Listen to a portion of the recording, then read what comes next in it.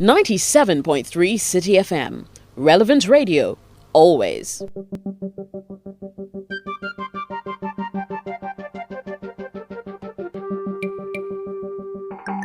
Hello and welcome to another edition of Business Today with me, Vivian Kai Lokko. This week we're in the banking industry where most of the banks have posted their financials for 2015.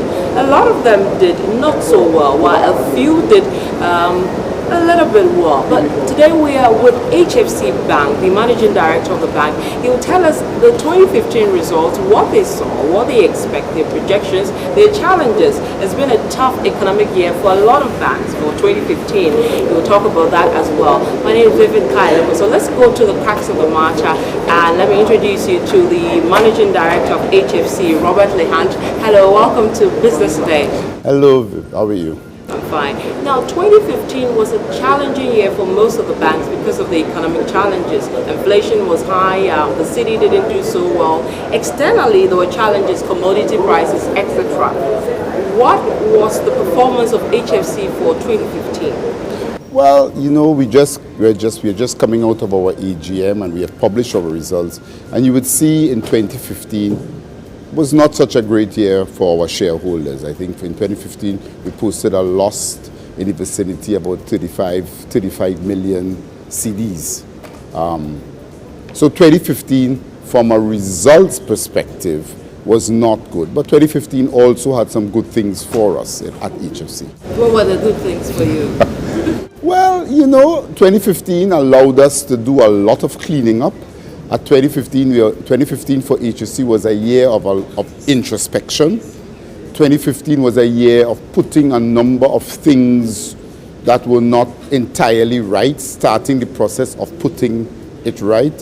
2015 was also the year that we celebrated our anniversary, 25 years in the banking, in the financial services industry. 2015, we got on board, we became a subsidiary of Republic Bank. Yeah. So 2015 had some good things. Financially, though, it was not such a great year. Yeah, because I'm looking at your financials for 2014 for profits. You made as much as 68 million cedis. For 2015, it was only 37 million cedis.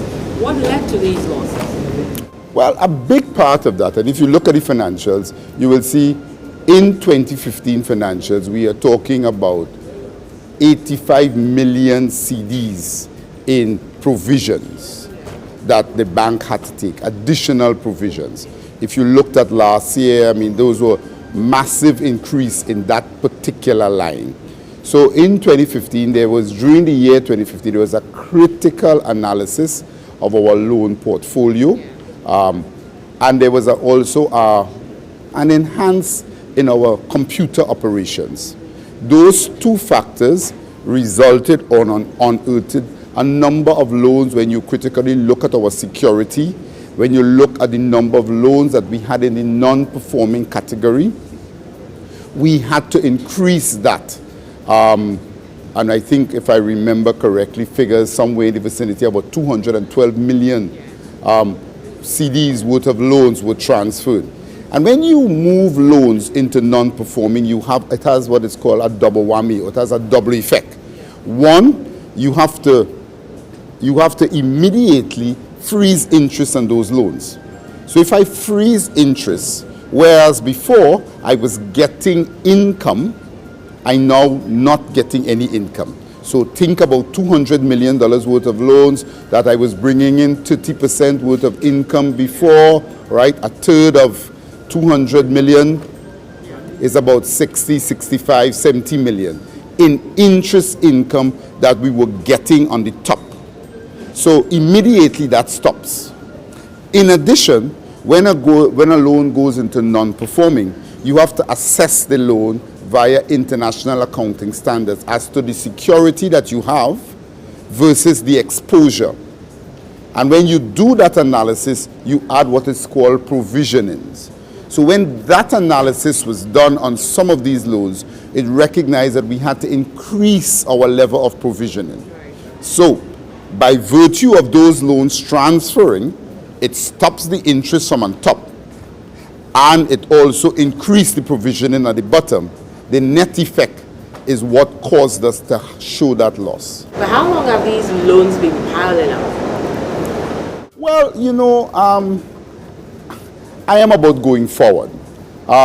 Admittedly, I think some of these loans, when you look at them, they were in our system for way back in 2010, 2011. These loans were there.